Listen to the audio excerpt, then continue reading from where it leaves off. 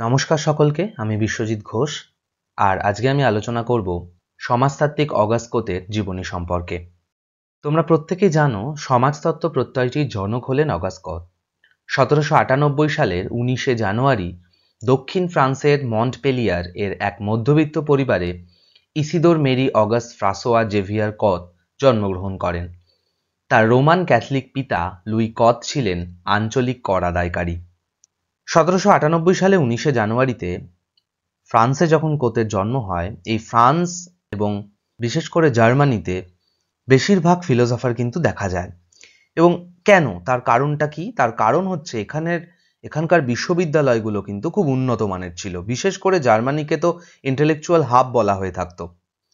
France থেকে যেমন August কোত belong করতো, সেরকম ফ্রান্স থেকে কিন্তু আরেকজন অন্যতম সমাজতাত্ত্বিক ইমাইল দুর্খাও কিন্তু বিলং করতেন। 1814 প্যারিসে ইকোলো পলিটেকনিকের ছাত্র হওয়ার সুবাদে অগাস্ট কোত কিন্তু তৎকালীন রাজনৈতিক উদারবাদ ও অন্যান্য প্রগতিশীল মতবাদে প্রভাবিত হন। তবে সে সময় উগ্র রাজনৈতিক কাজকর্মে জড়িয়ে পড়বার দরুন প্রাতিষ্ঠানিক শিক্ষা অসমাপ্ত থাকে এবং তার উচ্চশিক্ষা ব্যাহত হয়।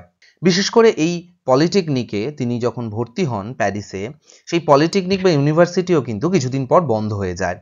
এবং আরেকটা বড় বিশেষ যে জায়গা, তিনি এরপর কিন্তু মেডিকেল স্কুলেও ভর্তি হন, পড়াশোনা করেন। 1816 পরে তিনি মেডিকেল স্কুলে ভর্তি হন এবং সেখানেও কিন্তু তারপর সেখান থেকেও কিন্তু কিছুদিন পর সেটা ছেড়ে দেন। তবে অগাস্ট কোতের যে শারীরিক দিক, সেটা কিন্তু বিভিন্ন ক্ষেত্রে খারাপ থাকতো। তিনি মেন্টাল ট্রমার মধ্যে দিয়েও বেশ কিছুদিন ছিলেন এবং তিনি মানুষদের সাথে খুব একটা ভালো মানিয়ে নিতে না পারলেও কিন্তু সমাজের ব্যাখ্যা কিন্তু তিনি খুব সুন্দরভাবে দিয়েছিলেন। এবং তিনি যে ইউনিভার্সিটিগুলোতে তিনি পড়াশোনা করেছেন, যেখান থেকে তিনি নলেজ গ্যাদার করেছেন, ফাইনালি কিন্তু তিনি এরপর সোসাইটি নিয়ে আলোচনা করতে শুরু করেন। এবং আমরা দেখতে পারি 1817 অগাস্ট মাসে তিনি চিন্তাবিদ সাসিমোর সান্নিধ্যে কিন্তু আসেন এবং তিনি তার থেকে খুব ইনফ্লুয়েন্স হন এবং প্রাথমিকভাবে সাসিমোর ব্যক্তিগত সহকারী হিসেবেও তিনি যোগদান করেন। দুজনের বয়সের ব্যবধানই প্রায় 40 বছর হওয়ার এবং তাদের সম্পর্কের গভীরতার কারণে অনেকেই কিন্তু কতকে সাসিমোর পালিত পুত্র বা দত্তক পুত্রও কিন্তু বলতেন। এ প্রসঙ্গে কতের স্বীকারোক্তি আমরা দেখে নিতে পারি। জ্ঞানের প্রসারে আমি অবশ্যই সাসিমোর কাছে ঋণী।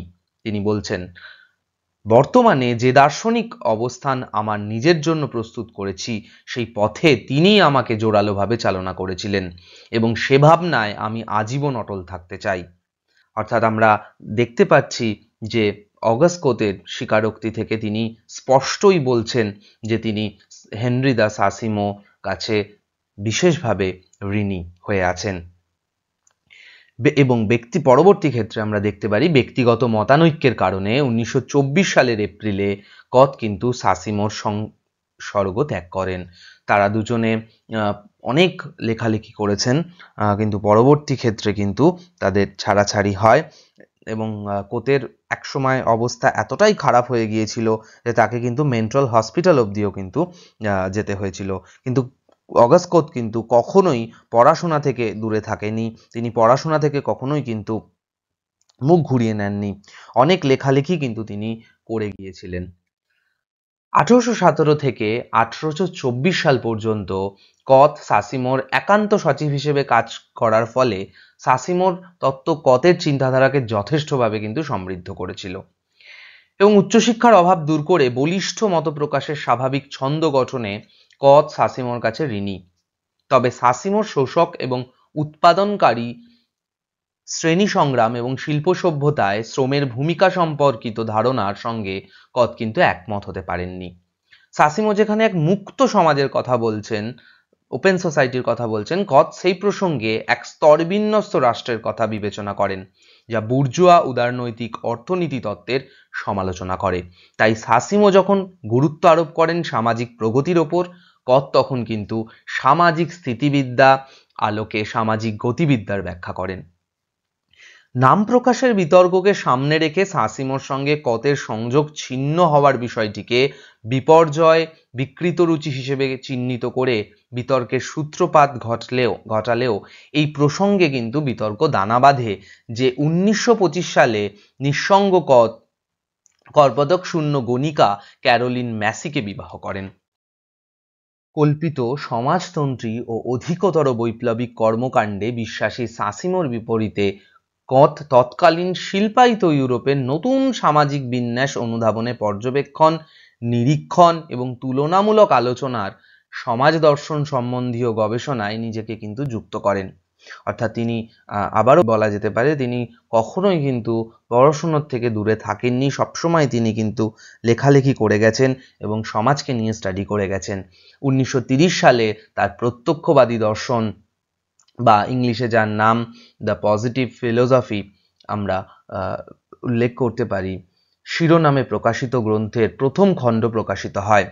সমাজ সম্পর্কে বিজ্ঞানশ্রয়ী চিন্তাধারাই তাকে 1938 সালের সংস্করণে সামাজিক পদার্থবিদ্যা সোশ্যাল ফিজিক্স এর পরিবর্তে সমাজতত্ত্ব সোশিওলজি প্রতিষ্ঠার পথে এগিয়ে নিয়ে যায়। 1942 সালে এই গ্রন্থের ষষ্ঠ এবং সর্বশেষ খণ্ড প্রকাশ পায়। সেই বছরই তার বিবাহ বিচ্ছেদ হয়। কথ মধ্যযুগীয় সকল অধিবিদ্যক ভাবধারা বর্জন করে বিজ্ঞান নির্ভর বিশ্লেষণের ওপর কিন্তু গুরুত্ব দিয়েছিলেন।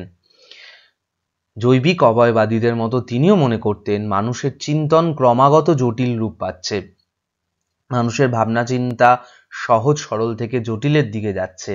ধর্মতত্ত্ব থেকে সমাজ কিন্তু আস্তে আস্তে বিজ্ঞান নির্ভর হচ্ছে। শ্রমবিভাজনের বিশেষীকরণ সমাজকে কিন্তু জটিল করে তুলেছে, অর্থাৎ শ্রমবিভাজন একটা কারণ যার ফলে সমাজ আরো বেশি জটিল হচ্ছে। নতুন ধরনের শ্রমবিভাজনের মধ্যে দিয়েও সামাজিক ঐক্য কিন্তু বজায় থাকছে, সেই জায়গাটাও কিন্তু কোথ উল্লেখ করেছেন। সমাজ তথা মানব জাতির পুনর্গঠনের বিষয়ে এই সময় তার বিজ্ঞান নির্ভর যৌক্তিক ব্যাখ্যা 4 খণ্ডে সিস্টেম দি পলিটিকিউ পজিটিভ শিরোনামে সমাপ্ত হয়। সময় 1851 সাল। সামাজিক স্থিতিবিদ্যা সোশ্যাল ফিজিক্স ও সামাজিক গতিবিদ্যা সোশ্যাল ডাইনামিক্সের নিরিখে সমাজ ও সমাজ দর্শন সম্বন্ধীয় তার গবেষণা পরবর্তী চিন্তাবিদদের কাছে কিন্তু বিশেষভাবে প্রভাবিত করে।